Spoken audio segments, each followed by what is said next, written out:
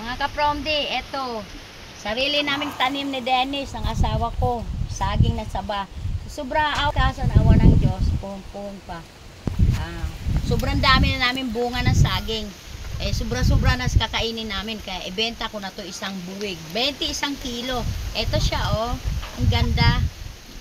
Napaka ganda yung sariling ani, sariling tanim na nakikita mo na ang kasipagan mo. Pag may tiyaga ka, may ilalaga ka, may ibebenta. Ito siya, oh. Awa ng Diyos, ang ganda ng bunga. Ang laki ng buwig. Pero ibenta ko na siya kasi ang dami pa eh. Mga ilang buwig yan, be? Mga 5 buwig pa eh. Ng saging eh. Bukod pa yun sa ano. 5 buwig pa. Kaya ito, ibenta na namin kasi nakapamigay na kami. Magbebenta naman ako. Ibenta ko siya. 21 kilo. Isang buwig sa ibenta ko. Yan lang. Salamat.